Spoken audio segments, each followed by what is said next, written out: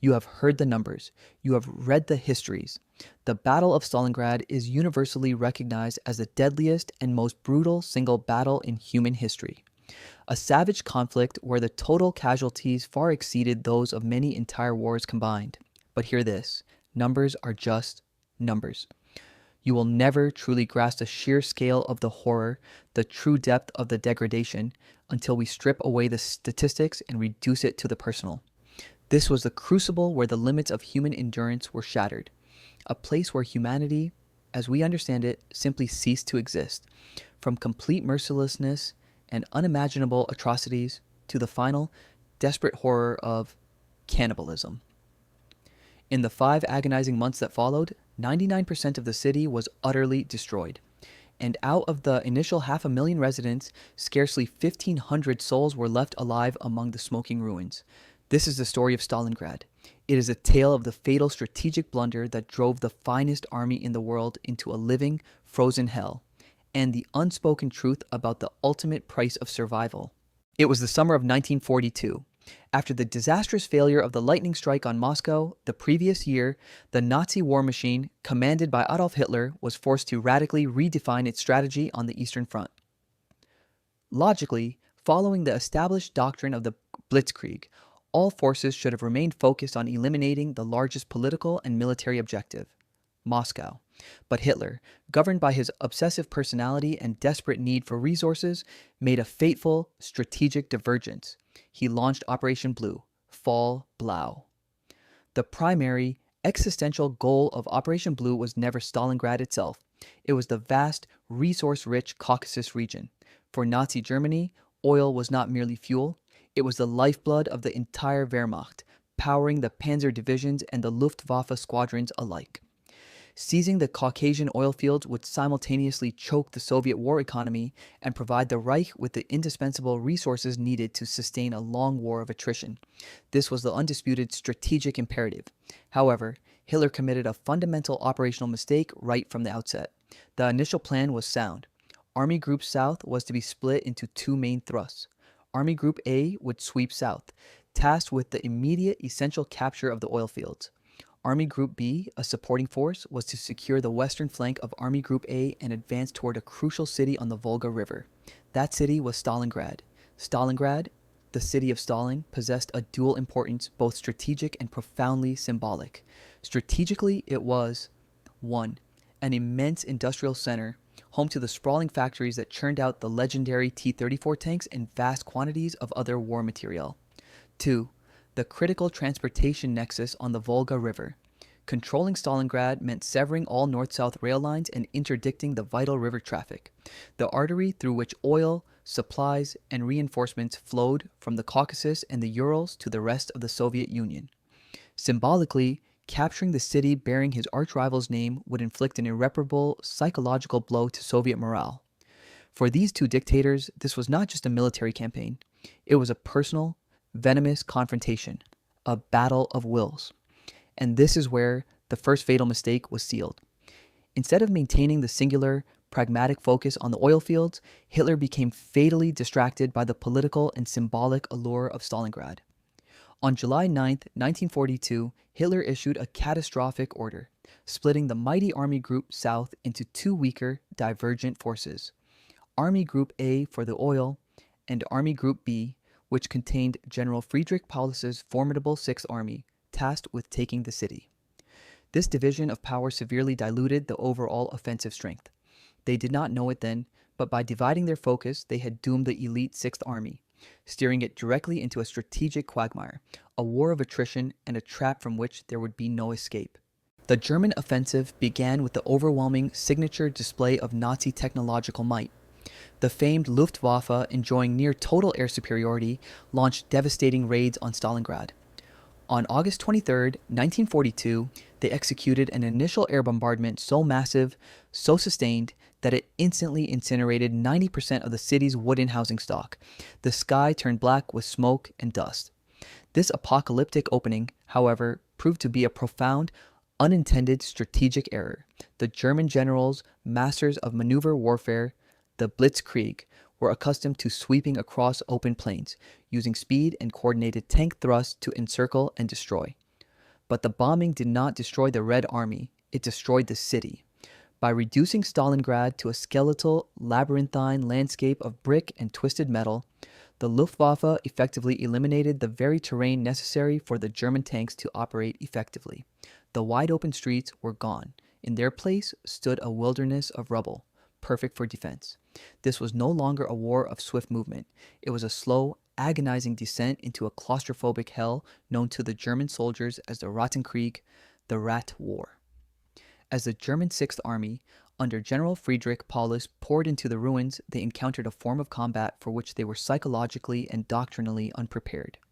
The Red Army's strategy, driven by Stalin's ruthless order, number 227, not one step back, was brutally simple: tie the enemy down. Soviet soldiers were ordered to hug the Germans. This meant fighting at distances so close that German artillery and air support could not be used without risking friendly fire. Combat devolved into hand-to-hand savagery in cellars, sewers, stairwells, and factory floors. Consider the fight for the behemoth industrial complexes lining the Volga: the Red October factory, the Dzerzhinsky tractor plant, and the bread factory. These were not buildings, they were fortresses. Inside the tractor plant, Soviets continued to assemble and repair T-34 tanks even as German troops fought them floor by floor. Workers simply drove the newly assembled tanks straight from the assembly line into the battle outside. The Germans had to call in special pioneer units, combat engineers, with flamethrowers and satchel charges, turning every room, every pipe-choked tunnel into a desperate, isolated massacre. One structure, Pavlov's house, became the quintessential symbol of this defiance. A 4-story apartment building, defended for nearly 2 months by a dozen or so men under Sergeant Yakov Pavlov. The house's tenacious defense was proof that in the Rat War, one single, half-ruined building could neutralize the might of an entire German division for weeks. Above the choking dust and endless screams, another, more personal war was unfolding: the sniper's duel. The rubble provided perfect camouflage for the Soviet marksmen. Their greatest weapon was not the rifle, but patience and psychological warfare. Foremost among them was Vasily Zaitsev. Zaitsev, a young man from the Urals, honed his skills not on training grounds, but hunting deer in the wilderness. He quickly became a legend, credited with over 225 confirmed kills during the battle. The Wehrmacht, desperate to crush this morale-shattering threat, dispatched its own elite counter-sniper, Major Erwin Koenig, or sometimes Major Heinz Thorwald in Soviet accounts. The ensuing duel was less a military operation and more a tragic opera of stealth. For days, the two men stalked each other across the frozen ruins, their silent war taking place across hundreds of yards of rubble, often only detectable by a momentary flash of light or a breath of vapor in the cold air. This high-stakes, invisible war perfectly encapsulated the fundamental shift in Stalingrad, from industrialized mass warfare to an intimate, merciless battle between individual ghosts. As autumn faded into the brutal Russian winter, the suffering reached unbearable levels. The German Sixth Army, designed for swift, decisive victories, was totally unequipped for a prolonged siege-style campaign. They lacked adequate winter gear, proper medical supplies, and, critically, they began to run out of food. For the Soviet side, the command was clear: die fighting, but hold the line. But for the Germans, the psychological toll of fighting a battle where no ground could be held permanently, where the enemy could appear from sewer pipes and basement holes, led to a deep, debilitating sense of existential dread. Frostbite, dysentery, and gangrene became more lethal than Soviet bullets. This is the chapter of the war where the stories of inhumanity gain their tragic context. The absolute privation stripped away all conventional morality. With supply lines barely functional and temperatures plummeting, soldiers, German and Soviet, were pushed to the ultimate edge of survival. The reports of soldiers resorting to cannibalism among the starved, isolated troops, while rare, confirmed the terrifying final breakdown of civilized life. The city was a machine designed to strip away sanity, hope, and ultimately, life itself. While Paulus and his Sixth Army were bleeding out, fixated on the smoking ruins of the city center, the true decisive military action was being meticulously planned by the Soviet High Command, led by Marshal Georgy Zhukov and General Alexander Vasilevsky. The fatal flaw in the German deployment was not in Stalingrad itself, but on the flanks. the sprawling plains north and south of the city, which were lightly held by Axis allied forces, the Romanian Third and Fourth Armies, and lesser Hungarian and Italian units. Hitler, blinded by his obsession with the city, had underestimated both the size and determination of Soviet reserve forces and the brittle morale and equipment of his allies. On November 19, 1942, the Soviets unleashed Operation Uranus. Massive, fresh Soviet forces, including newly formed tank armies, struck the thinly spread Romanian flanks. The Axis line simply disintegrated. The speed of the Soviet counteroffensive was breathtaking. 2 days later, the Soviet pincers met at the town of Kalash on the Don. The circle was closed. The proud, elite German Sixth Army, 300,000 men strong, was instantly, irrevocably trapped within the frozen crucible of Stalingrad. The hunter had become the prey. The rat war had become the siege of the doomed. Inside the rapidly shrinking pocket, the Kessel, the 300,000 trapped men of the Sixth Army faced an impossible reality. Their commander, General Paulus, appealed repeatedly to Hitler for permission to attempt a breakout, a desperate chance to save his men. But the Fuhrer was resolute, imposing his will from thousands of miles away. Hitler promised a lifeline, an air bridge. Field Marshal Göring swore the Luftwaffe could deliver the minimum of 750 tons of supplies daily needed to sustain the army. It was a promise built on arrogance and delusion. The air transport fleet was insufficient. The Soviet anti-aircraft fire was relentless, and the bitter weather made flights almost impossible. At their peak, they delivered barely 100 tons. The average soldier's ration quickly dropped to a horrifying 75 grams of bread a day. The air bridge was not a lifeline. It was a cynical deception that merely prolonged the agony. Simultaneously, an attempt to break the siege from the outside, Operation Winter Storm, was launched by Field Marshal Erich von Manstein. Manstein's powerful panzer forces fought desperately to reach the pocket. For a fleeting moment, hope flared when Manstein's tanks came within a mere 48 kilometers of the starving Sixth Army. Paulus was given a coded signal, the subtle authorization to initiate his own breakout and meet Manstein. But Paulus, a rigid adherent to orders, hesitated. He had received no direct, explicit command from Hitler to abandon Stalingrad. The risk of disobeying the Führer, even to save his entire army, was a burden he could not bear. That hesitation cost them everything. Manstein's forces, unsupported, were repelled by the resilient Soviet counterattacks.